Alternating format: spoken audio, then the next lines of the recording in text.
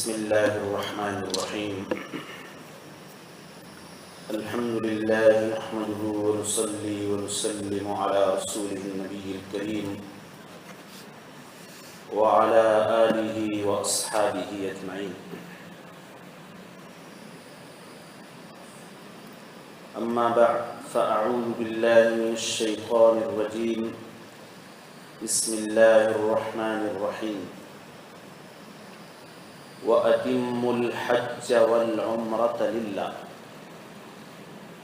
وقال النبي صلى الله عليه وسلم: تابعوا بين الحج والعمرة فإنهما ينفيان الفقر والذنوب.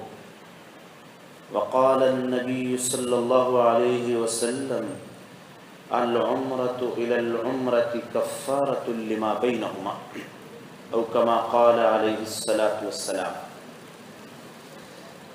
آج کی اس نشست میں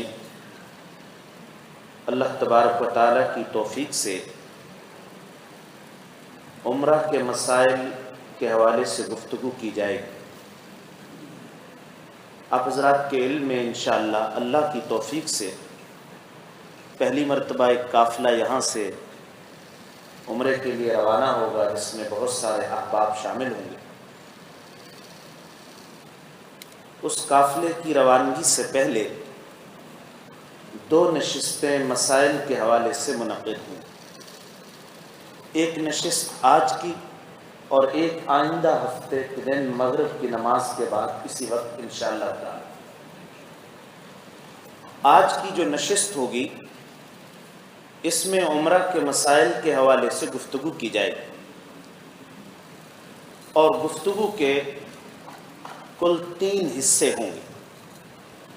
سب سے پہلے عمرہ کے مسائل اور عمرہ ادا کرنے کا مسنون اور شرعی طریقہ کیا ہے. نمبر 2، انتظامی ہدایات اور مشورے، جس کا مسائل سے تعلق نہیں، انتظام سے اور سہولت سے تعلق. تیسری چیز، آپ حضرات کے سوالات اور ان کے جوابات. اس طرح ترتیب سے یہ 3 باتیں انشاءاللہ عرض کی جائیں. سب سے پہلی بات کہ عمرہ کے مسائل اور اس کا طریقہ کار کیا ہے، اس کے بیان کرنے سے پہلے سب سے پہلے میں خطبہ میں جس آیت اور احادیث مبارکہ کی تلاوت کی گئی ان کی مختصر تشریح کروں گا. اللہ تعالیٰ نے قرآن پاک میں فرمایا: وَأَتِمُّوا الْحَجَّ وَالْعُمْرَةَ لِلَّهِ. تم اللہ کے لیے، اللہ کی رضا کی خاطر عمرہ اور حج کو مکمل کرو. اور جو میں نے حدیث تلاوت کی، اس میں رسول اللہ صلی اللہ علیہ وسلم نے دنیا اور آخرت دونوں جہانوں کی بھلائیاں اور خیر کی خوشخبری سنائی. فرمایا: تابعوا بین الحج والعمرہ. تم حج کے بعد عمرہ بھی کرو، یعنی حج عمرے ایک دوسرے کے بعد کرو. اگر پہلے حج کر لیا پھر عمرے کے لیے بھی جاؤ، اس لیے کہ یہ دونوں کام، یہ نسخہ جو مجموعے کا نسخہ ہے، یہ فقر و فاقہ کو اور گناہوں کو مٹا کر ختم کر دیتا.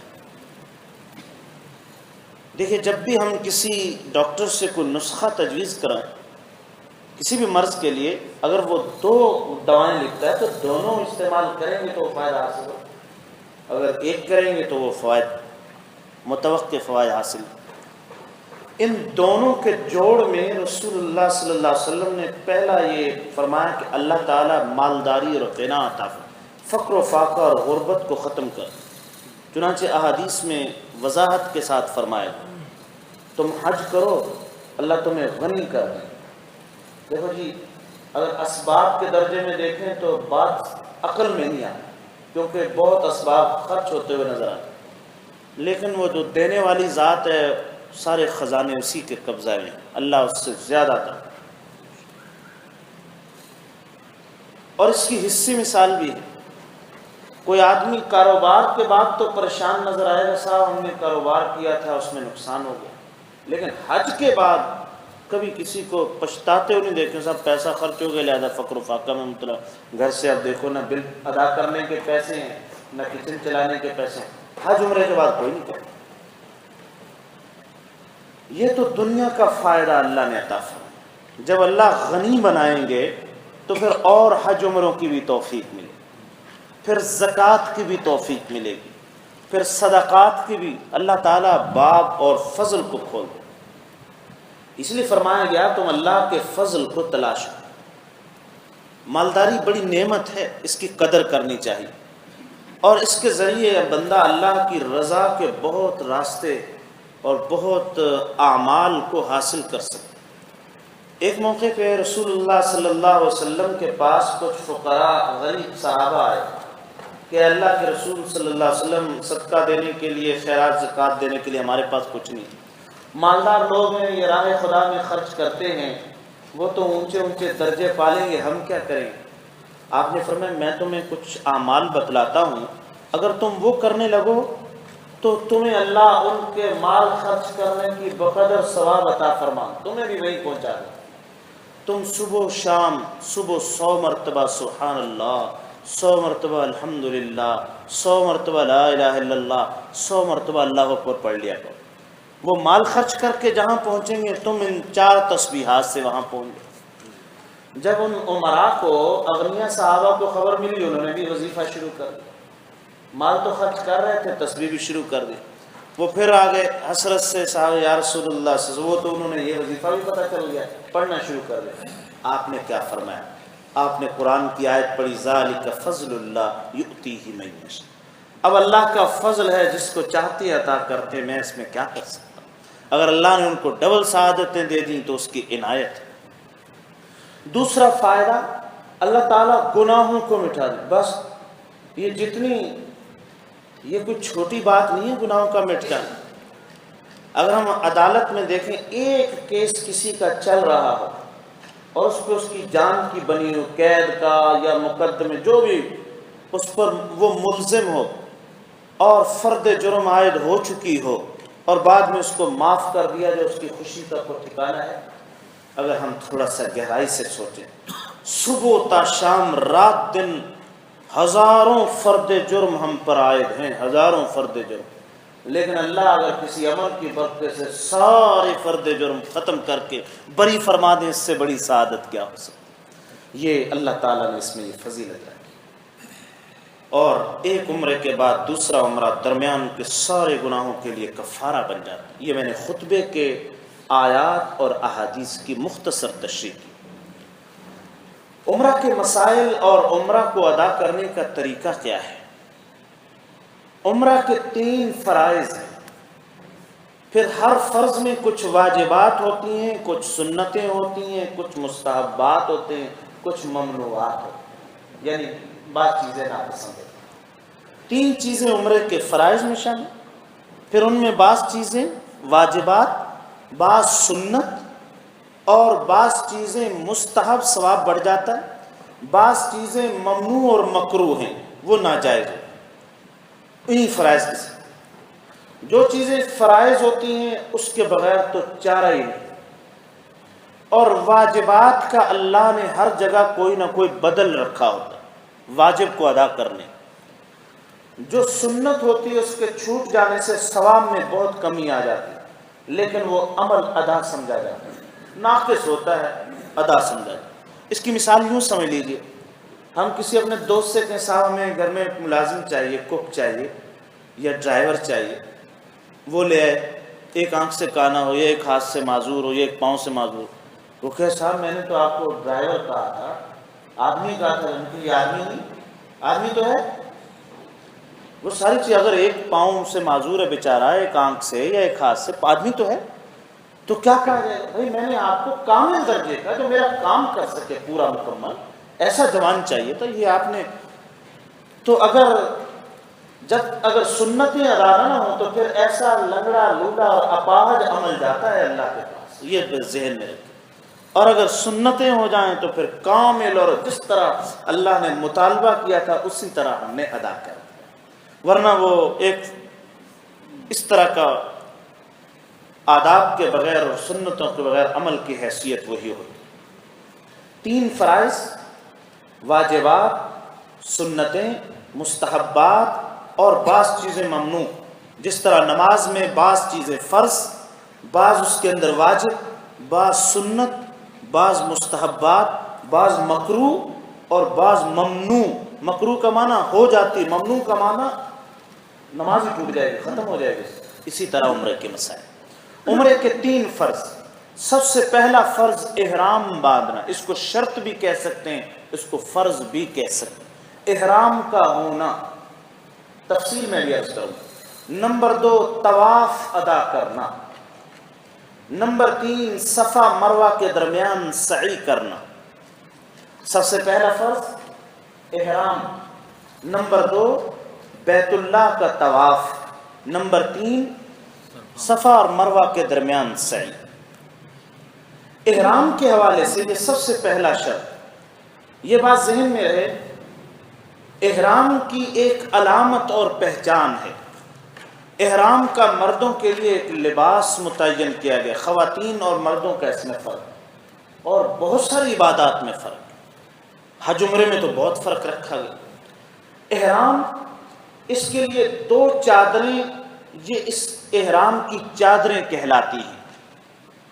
اور اسی طرح احرام میں دوسری بات جو ضروری ہے، لباس کے علاوہ جوتے، جوتے ایسے ہونے چاہیے جس سے پاؤں کے درمیان کی ابری ہوئی ہڈی ننگی ہونی چاہیے، ٹخنے ننگے ہونے چاہیے، اور ایڑی کی جانب کی جو رگ ہے اوپر کو جو آتی ہے ٹخنوں کے پیچھے، یہ ننگی ہونی۔ 3 باتیں اس جوتے کے اندر ضروری، جس میں یہ 3 باتیں کھلی، ابری ہوئی ہڈی، ٹخنے اور پیچھے والی ایڑی کی وہ رگ جو پنڈلی کی طرف اوپر جاتی، موٹی سی رگ ٹخنوں سے پیچھے۔ اس کے لیے سب سے بہتر وہ کینچی چپل ہوتی ہے، جو اگر استعمال اس میں بڑی سافٹ بھی آتی ہیں، اعلیٰ کمپنی کی استعمال کریں، اور وہ سب سے بہتر ہوتی ہے۔ یہ احرام کا لباس ہے۔ احرام شروع ہوتا ہے نیت کرنے کے بعد تلبیہ پڑھنے سے۔ جب آدمی عمرے کی نیت اور ارادہ کر لے اور اس کے بعد اسی نیت سے تلبیہ پڑھ لے تو احرام شروع ہو جاتا ہے۔ احرام کا معنی ہے، احرام اور تکبیر تحریمہ یہ ایک ہی چیز ہوتی ہے۔ جب بندہ یوں کہتا ہے نا اللہ اکبر، نماز شروع کی، یہ تکبیر تحریمہ ہے۔ تحریم کا معنی ہوتا ہے حرام کر دینے والی، اب گفتگو حرام، چلنا حرام، کھانا حرام، پینا، اس تکبیر کو تکبیر تحریمہ کہتے ہیں، جس کی وجہ سے بہت ساری جائز چیزیں ناجائز ہو جاتی ہیں۔ احرام کا معنی بھی ہے، احرام اس کیفیت کو کہتے ہیں جس کی وجہ سے بہت ساری جائز چیزیں حرام ہو جاتی ہیں، اس کو احرام کہتے ہیں۔ احرام کا معنی میں نے عرض کیا۔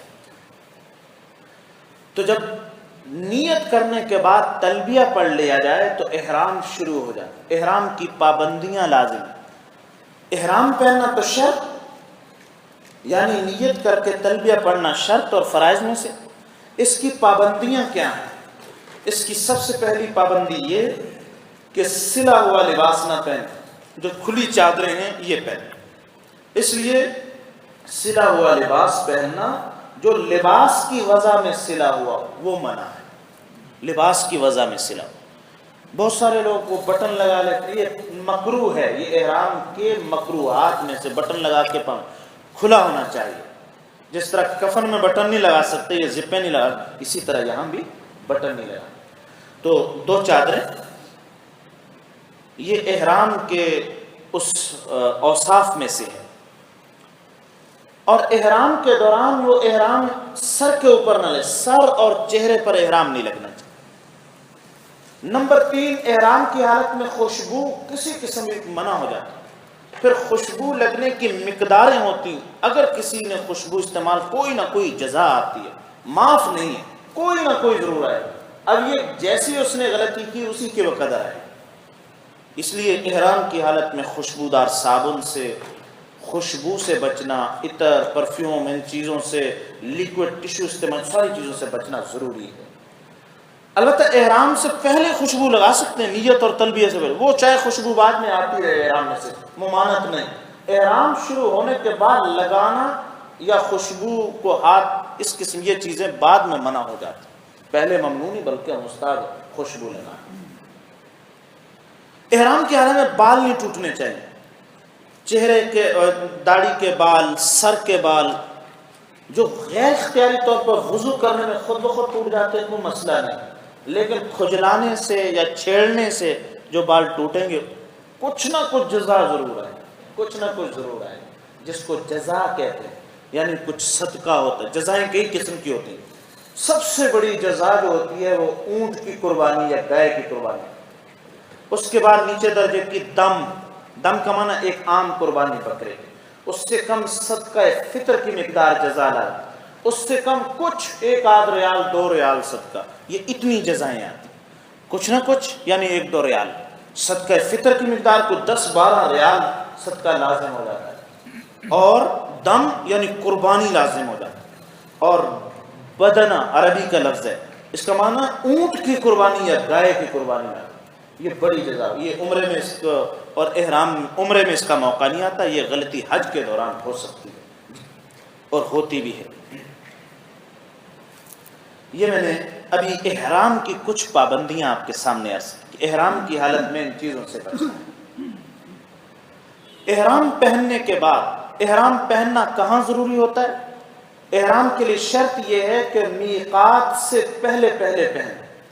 اللہ تعالیٰ نے حدود مقرر کی ہے، سب سے فضیلت والا گھر مکہ المکرمہ، اس کے ارد گرد مسجد حرام، پھر مکہ المکرمہ کا شہر، پھر شہر سے باہر کی حدود ہیں جو حضرت ابراہیم علیہ السلام کو حضرت جبرائیل نے آ کر بتائے، نشان لگا کر دیے تھے، وہ حدود حرم کہلاتی ہے۔ اور حدود حرم چاروں طرف مختلف فاصلے ہیں اس کے، خود مکہ کے اندر سے ہی مسجد عائشہ کے پاس سے شروع ہوتی ہے، وہاں نشان لگے ہوئے بدایت الحرم، یہاں سے حرم کی حدود شروع ہو جاتی، یہ حدود حرم کہلاتی۔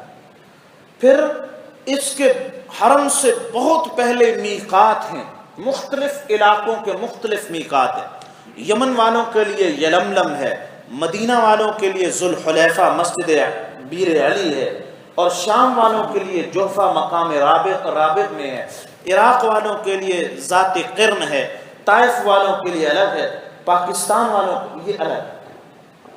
ہمارے لیے میقات کون سا پڑتا ہے؟ ہمارے لیے میقات ہوائی سفر میں عراق والا میقات پڑتا ہے، کیونکہ ہمارا جہاز میقات سے گزر کر جدہ جاتا ہے، لہذا میقات سے پہلے یہ اعلان کر دیا جاتا ہے کہ احرام باندھنا، تو میقات سے پہلے باندھنا لازم۔ سب سے افضل یہ ہے کہ آدمی گھر سے احرام باندھ کے جائے، سب سے فضیلت والی چیز، اور عمرے میں یہی کوشش کرنی چاہیے۔ دوسرا یہ کم از کم کراچی ایئرپورٹ سے شروع کر لے، جب بورڈنگ ہو جائے یقینی طور پر ہاتھ میں آگے بورڈنگ انشاءاللہ اسباب کے درجے میں جانا ہی ہوگا تو وہاں سے احرام شروع کر لے، اور ورنہ کوئی اگر معذور ہے، اس کو کوئی مشکل مسئلہ ہے تو میقات اعلان سے پہلے وہ اپنا میقات، اگر کوئی شخص میقات سے بغیر احرام کے گزر گیا اس پر دم واجب ہو جائے، یہ بات ہے، کوئی بھی جدہ اتر گیا ایسے ہی بغیر احرام باندھا ہی نہیں، اور اتنے لوگ نظر آتے ہیں عمرے اور حج میں، ان بیچاروں کو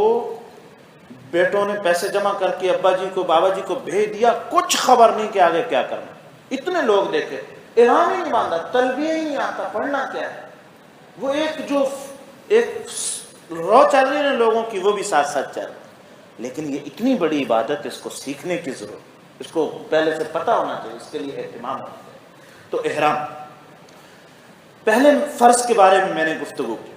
دوسرا فرض، جب اللہ تعالیٰ مکہ المکرمہ میں پہنچا دیں تو اب عمرے کی تکمیل کے لیے طواف بیت اللہ کرنا فرض ہے۔ ہر طواف کے لیے 7 چکر ہے، چاہے کوئی نفلی کرے چاہے فرض کرے، 7 چکروں کا طواف۔ طواف کا حکم وہی ہے جو نماز کا ہے، بس یہ فرق ہے نماز میں چلتے نہیں ہیں، طواف میں چلتے ہیں۔ جس طرح نماز کے لیے طہارت شرط، اسی لیے طواف کے لیے بھی طہارت کا ہونا شرط۔ تو وضو کے ساتھ بیت اللہ کا طواف کرنا، یہ 7 چکر۔ جب کوئی شخص پہلی مرتبہ حرم کعبہ میں داخل ہو تو بیت اللہ پر پہلی نظر پڑنے پر جو بھی دعا مانگی جاتی ہے اللہ تعالیٰ قبول فرما، پہلی نظر پر۔ پھر دوبارہ مدینے سے آیا، اب بھی جو نظر پڑے گی یہ ایک نئے سفر کی ہے، یہ بھی پہلی نظر کہلائے۔ پھر دوبارہ اللہ نے عمرے کے لیے، پھر بھی وہ نظر جو پڑے گی، تو جو دعائیں بیت اللہ کو دیکھ کر مانگی جاتی ہیں اللہ تعالیٰ اس کو قبول فرماتے ہیں۔ حدیث شریف میں آتا ہے اللہ تعالیٰ بیت اللہ شریف پر روزانہ 120 رحمتیں نازل فرماتے ہیں، جن میں سے 60 رحمتیں طواف کرنے والوں کو ملتی، 40 رحمتیں نماز پڑھنے والوں کو ملتی، اور 20 رحمتیں بیت اللہ شریف کی طرف محبت سے دیکھنے والے کو ملتی۔ 120 رحمتیں روزانہ اللہ تعالیٰ اس پہ بیت اللہ پہ نازل فرماتے ہیں۔ طواف کرنے کے لیے طواف میں 2 سنتیں بڑی اہم ہیں جن کو سنت موقدہ کہا جاتا ہے۔ ایک کو عربی میں رمل کہتے ہیں، ایک اجتباء، لفظ یاد نہ ہو خیر کوئی معنی۔ اجتباء کا معنی یہ ہوتا ہے کہ طواف شروع کرنے سے پہلے اپنا دایاں کندھا ننگا کر لینا اور احرام کی چادر کندھے کے نیچے سے نکال کر بائیں کندھے پہ ڈال لینا، دایاں کندھا ننگا۔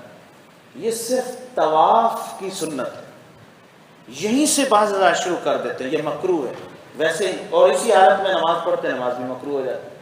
اس لیے طواف شروع کرنے سے پہلے کندھا ننگا کرنا، جیسے ہی طواف مکمل ہو جائے اور نوافل جو طواف کے پڑے جاتے ہیں پھر دوبارہ چھپا لیں۔ طواف کے 7 چکروں میں استباء کرنا یعنی دایاں کندھا ننگا کرنا سنت مؤکدہ ہے۔ پھر دوسری سنت جو طواف کی اہم، وہ طواف کے پہلے 3 چکروں میں رمل کرنا ہے۔ رمل کا معنی ہوتا ہے چھوٹے چھوٹے قدموں کے ساتھ پہلوانوں کی طرح اکڑ اکڑ کر چلنا، جس طرح آدمی کشتی کے لیے اکھاڑے میں میدان میں نکل رہا۔ یہ 3 چکروں میں سنت موقدہ ہے، پہلے 3 چکروں، استباء 7 چکروں میں اور رمل 3 چکروں، پھر 3 کے بعد باقی 4 چکر اپنی نارمل جو روٹین رفتار اس کے مطابق ادا کیے۔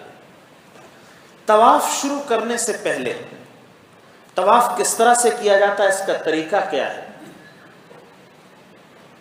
طواف شروع کرنے سے پہلے سب سے پہلے حجر اسود کا استلام کیا جاتا ہے۔ حجر اسود کا استلام، جس طرح مسجد آتے ہیں تحیت المسجد ہے، وضو کیا تحیت الوضو ہے، مسلمان سے ملاقات ہوئی السلام علیکم، ہر چیز کا ملاقات کے ادب ہوتے ہیں۔ تو بیت اللہ میں جو حجر اسود لگا ہوا ہے، اس کو حدیث میں فرمایا یہ اللہ کا یمین اور دایاں ہاتھ ہے، اللہ کا دایاں ہاتھ ہے، یمین اللہ فی الارض۔ جس نے اس کو بوسہ دیا وہ ایسی جیسے اللہ تبارک و تعالیٰ کے دائیں ہاتھ کو بوسہ دیتا، اتنی فضیلت ہے، اور چوس لیتا، سک کر لیتا سارے گناہوں کو۔ حجر اسود حدیث میں آتا جب اتارا گیا تھا سفید تھا، سفید، لیکن بنی آدم کے گناہوں کو چوس چوس کر سیاہ ہو، اس لیے اس کو حجر اسود کہا جاتا ہے، اس میں اللہ نہیں تھا۔ لیکن اگر کسی کو بوسہ دینے کی موقع نہ ملے، بوسہ دینے کا موقع نہ ملے، رش کی وجہ سے کسی کو تکلیف دیے بغیر دھکم پیل کرنا ممنوع ہے۔ وہ دھکم پیل ادھر خواتین بھی گھسنے مرد، یہ ممنوع ہے، اس میں لینے کے دینے پڑ جاتے ہیں، اتنا ملتا نہیں جتنا ذمے میں گناہ آ جاتا ہے۔ اس لیے کسی کو ایذا پہنچانے کی اجازت، بغیر ایذا کے موقع مل جائے سعادت، نہیں ملا رش میں تو جس آدمی نے اشارہ کر کے اپنے ہاتھوں کو بوسہ دے دیا اس کو بھی وہی فضیلت حاصل ہوگی جس طرح پانی کے ساتھ وضو کر کے نماز پڑھنے پر جو فضیلت ہے، جس کو پانی نہ ملے تیمم پر بھی وہی فضیلت ملتی۔ اسی طرح جس کو بوسے کا موقع مل گیا، جو فضیلت جس کو بوسے کا موقع نہ ملا، حضرت صلی اللہ علیہ وسلم نے اپنی لاٹھی لگا کر لاٹھی کو بھی بوسہ دیا، یہ بھی اس کی بھی اجازت، حالانکہ اس زمانے میں کتنا رش ہوتا۔ تو بوسہ سب سے پہلے حجر اسود کے سامنے آ کر، جس کی پہچان یہ اپنی پشت پر سبز لائٹ کو کیا جائے، اور حجر اسود کی طرف منہ کر کے استلام کرنا۔ استلام کا معنی اس طرح کانوں کی لو تک ہاتھ اٹھا کر، جس طرح نماز میں اٹھاتے ہیں بسم اللہ اللہ اکبر وللہ الحمد، کم از کم اتنا پڑھ لے، اتنا بھی نہیں ہے، بسم اللہ اللہ اتنا پڑھ کر یوں ہاتھ چھوڑ دیں، یہ استلام کہنا۔ اس کے بعد دوسری مرتبہ تقبیل بوسہ دینے کا اشارہ ہے، وہ یوں ہاتھ کر کے جیسے حجر اسود پہ میں نے حاضر ہاتھوں کو بغیر آواز کے بوسہ، اس طرح یہ سب سے پہلا کام کیا شروع میں تو سر اسلام کر کے جی وہ صاحب دوسرے چکر میں نہیں، اسی کے ساتھ پہلے استلام کریں گے، بسم اللہ اللہ اکبر، یہ تو ہو گیا سلام، یعنی حجر اسود کا سلام ہو گیا۔ اب طواف شروع کرنے کے لیے بوسہ بسم اللہ، اب یہ دوبارہ اس وہیں کھڑے کھڑے دوسری مرتبہ، ٹھیک ہے جی، اسی وقت اس طرح یہ جب شروع کرنے کے بعد بیت اللہ کو اپنی بائیں جانب رکھنے کے بعد طواف شروع کریں، نظریں پاؤں والی جگہ پر ہوں۔ طواف کے دوران بیت اللہ کو دیکھنا مکروہ ہے، صرف اسی موقع پہ دیکھیں گے جب چکر پورا ہونے کے بعد دوبارہ اسی جگہ پہنچ گئے کہ حجر اسود کا استلام کریں۔ اس طرح پہلا چکر اس طرح لگائیں اور رمل کے ساتھ اور استباء کے ساتھ، یعنی تھوڑے تیز قدموں، چھوٹے چھوٹے قدموں کے ساتھ، اور جتنا ہو سکے رش ہو نہیں کر سکتے تو تھوڑا باہر ہٹ کے کر لیں تاکہ یہ سنت رہ نہ جائے، رش سے نکل کر باہر بھی نہیں موقع مل رہا ہے پھر جہاں جہاں موقع ملے کرتا رہے، جہاں رش میں نہیں ہل سکتا پھر اسی طرح چل رہا ہے، جہاں موقع مل جائے کھلی جگہ مل جائے پھر رمل کرے۔ اس طرح پہلے تین چکروں میں نہیں کر سکا، آخری چکروں میں کھلی جگہ مل گئی، اب اجازت نہیں ہے رمل کی، بس وہی رمل کا موقع تھا پہلے ہی تھی۔ جب پہلا چکر مکمل ہو جائے گا تو مکمل ہونے کے بعد دوبارہ بیت اللہ کے سامنے آ کر اسی طرح حجر اسود کو اشارہ کر کے سامنے اور اپنے ہاتھوں کو بوسہ دیا، شروع میں ایک، اس کے بعد چکر مکمل ہونے کے بعد پھر اسی طرح ہر چکر کے بعد اس طرح حجر اسود کی طرف منہ کر کے اپنے ہاتھوں کو اشارہ کر کے بوسہ دیں گے جیسے حجر اسود کو بوسہ دیا جا رہا ہے۔ اس طرح 7 چکر ہو جائے اور جب آخری چکر 7واں مکمل ہوگا پھر بوسہ دیں۔ کل کتنے بوسے ہو گئے جی؟ 8 ہو گئے۔ 9 بوسے ہوتے ہیں جی ہر طواف میں، حج یا عمرے میں، یہ 9 کا عدد ذہن میں رکھیں۔ 8 تو ہو چکے شروع میں اور ایک آخر میں، کل 8 ہو گئے۔ 9 اس وقت ہوتا ہے جب آدمی صفا مروہ کی سعی شروع کرتا ہے، تو سعی شروع کرنے سے پہلے صفا پر آ کر حجر اسود کی طرف منہ کر کے ایک ہاتھ کو بوسہ دینا، یہ بھی سنت ہے۔ یہ 9 بوسے ہو گئے ہر طواف میں، چاہے حج کا ہو چاہے عمرے کا ہو، نفلی طواف میں نہیں۔ نفلی طواف صرف بیت اللہ کے ساتھ، اس کا صفا مروہ سے تعلق نہیں۔ یہ حج عمرے کے کوئی بھی طواف کیے جائے 9 بوسے، جن میں سب سے پہلا جو شروع میں یوں استلام اور حجر وہ صفا کے پر پہنچ کر راستے میں بیت اللہ کی طرف صحیح شروع، یہ سنت موقدہ، یہ بڑے اہم بوسے ہیں۔ درمیان والے مستحب ہیں، اگر سے کسی نہیں منہ کر سکا سیدھے چلتے چلتے بھی اگر اس نے اشارہ کر دیا تا بھی کافی ہے۔ درمیان والے جو بوسے ہیں طواف کے درمیان یہ مستحب ہیں، لیکن پہلا اور حج صحیح سے پہلے یہ سنت موقدہ، ان کی بڑی اہمیت ہے۔ درمیان والے یعنی بیچ میں اگر طواف کرتے کرتے بھی آدمی صرف اشارہ ہی کر دے حجر اسود کو، ہاتھ لگا، یہ بھی کافی، اس کے لیے مڑنا یہ ضروری نہیں۔ لیکن یہ 2 ایسے ہیں شروع کا اور آخر کا جب صحیح سے پہلے، اس کے لیے مڑ کر باقاعدہ حجر اسود کے رخ کر کے کانوں کو ہاتھ لگا کے اس طرح کرنا چاہیے۔ یہ کل 9 استلام ہے۔ جب طواف مکمل ہو جائے اب اپنے استواء کو یعنی کندھے کو دوبارہ چھپا کر، سب سے افضل یہ ہے کہ مقام ابراہیم پر 2 رکعت طواف کی ادا کی جائے جو واجب ہیں۔ اگر مقام ابراہیم پہ موقع نہ ملے، اس کی سیدھ میں کہیں جا کر سامنے مقام ابراہیم بھی ہو اور بیت اللہ، وہاں بھی موقع نہیں ملتا، پوری مسجد حرام میں جہاں موقع مل جائے 2 رکعت نماز طواف کی ادا کرنا واجب ہے۔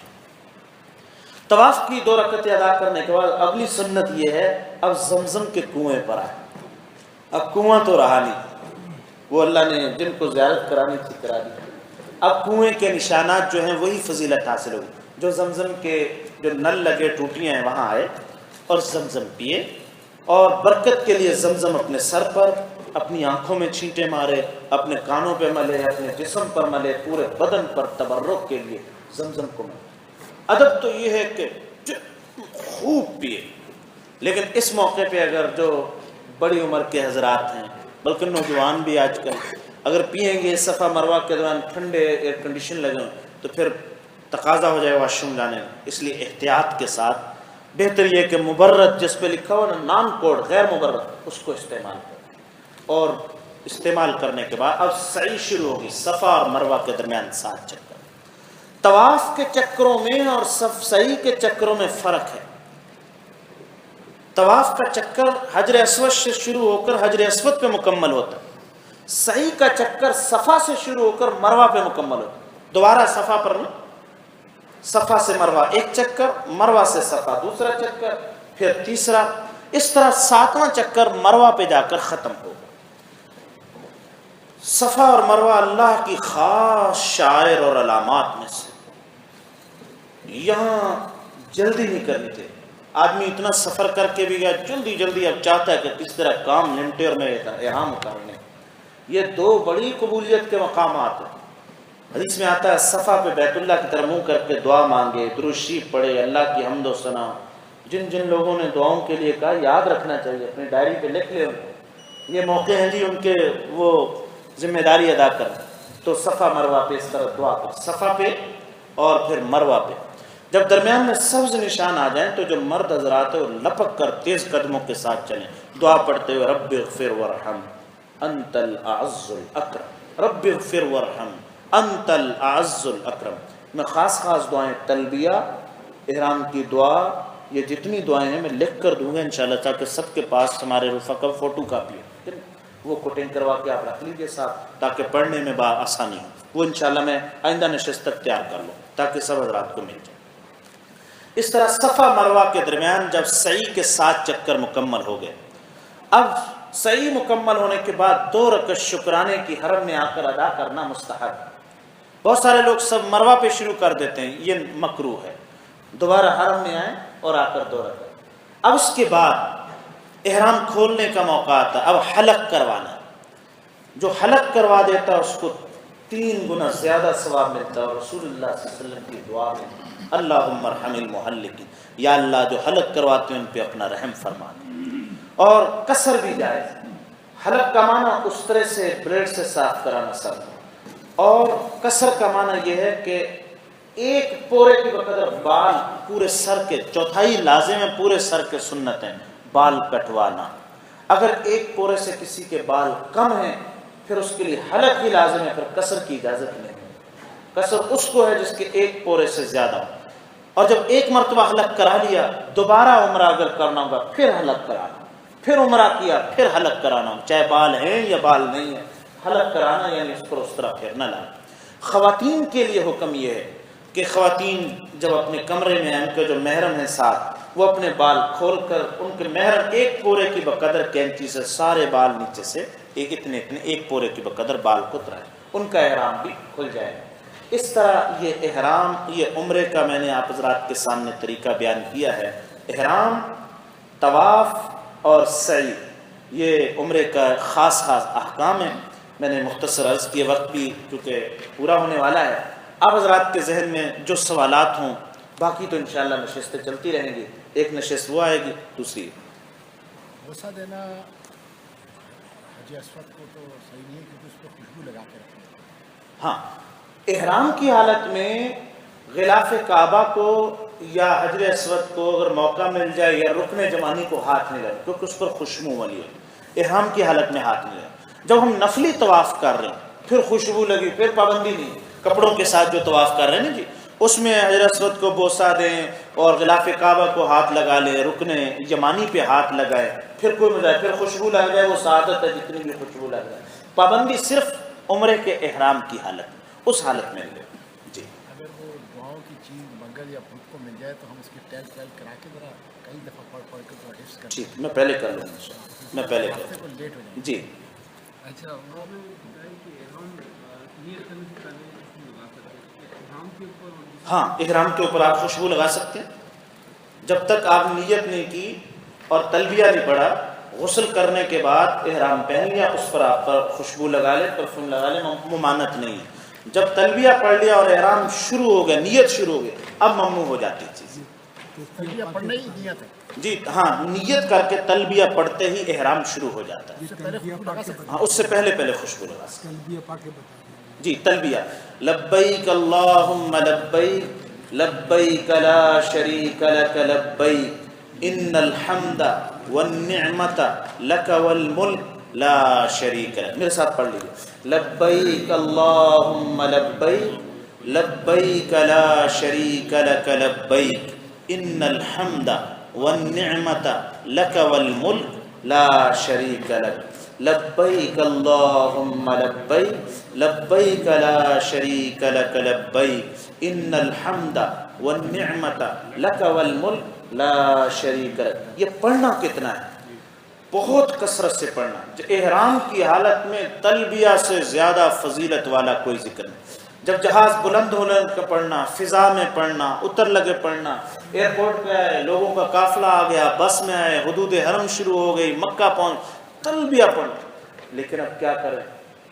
خاموشی ہوتی ہے. ایک دفعہ پڑھ لیا پھر پورا سفر میں تلبیہ کی صدائیں نظر نہیں. اس کی ایک گونج ہونی چاہیے، ایک فضا ہونی چاہیے. تلبیہ کثرت کے ساتھ پڑھنا چاہیے.